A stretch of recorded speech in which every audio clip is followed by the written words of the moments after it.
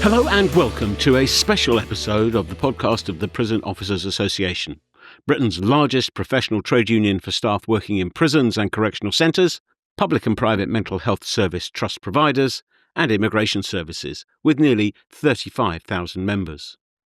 The union's long-standing campaign for reduction in the current retirement age of 68 for prison officers is having an injection of fresh energy and resources, with a renewed focus on the government stakeholders who are crucial to making progress on the issue. Assistant General Secretary Andy Baxter told me what was happening and why. Andy, the 68 is Too Late campaign is about to receive a major boost, a refocusing in some ways as well. What's going to happen and why? The POA recently completed a survey of all members in England, Wales and Northern Ireland. Scotland were a little bit ahead of us. They completed their survey earlier in the year. The survey had a great response with over 3,200 members responding. I'm sure our members understand what an important issue retirement age is. We've now used the outputs of that survey to compile a key report. The report features testimony by members around the issues of being expected to work to 68, the operational pressures and the anxieties that come with that. The report will be circulated to MPs. We have a motion being laid in the English Parliament. A POA circular will go out today.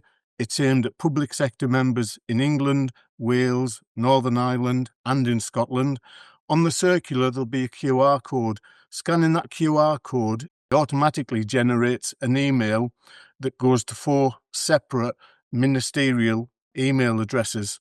The first one it'll go to is the Ministerial Correspondence mailbox at the Cabinet Office. It'll also go to the Public Inquiries mailbox at HM Treasuries.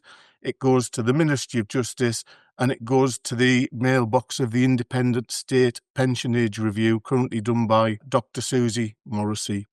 That email will outline how prison officers have been treated differently in relation to pension age compared to other emergency and uniform workers.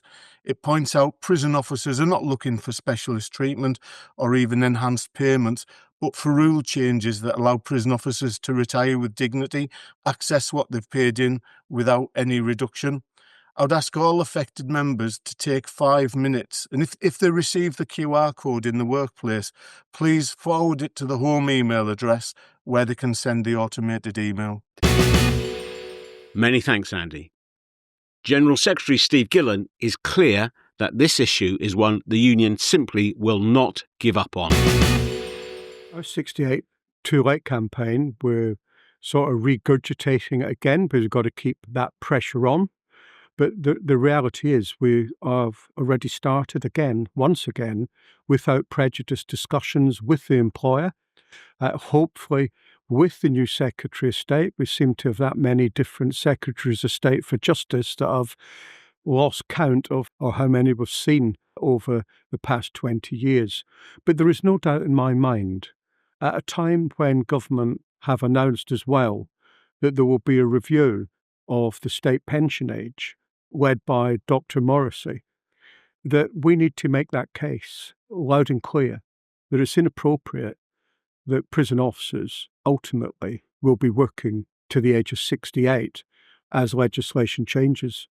The issue for me is absolutely clear, and we've made this case continuously since 2012, that the state pension age, we've got to break the link between our retirement age and state pension age.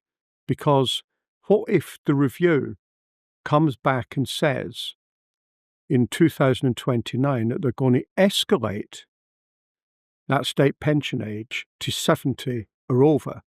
That actually means that prison officers in the future, because the state pension age is linked to retirement age, will be expected to work to 70 age plus. That's just unacceptable. Now, we know that we've got political support across the spectrum from different political parties, but nobody's actually opening the door for that meaningful dialogue to change the legislation on an unjust legislation for prison officers. It's been that way since Hutton done his review. prison officer grades, operational support grades were forgotten about. Simply not sustainable. And we have made the case continually. The last 13 years, the PRA have been very active with each Secretary of State for Justice, with the employer, to make the case about change for prison officer grades and operational support grades. The reality is, I don't think the age of 68, as it stands at the minute, is just and proper.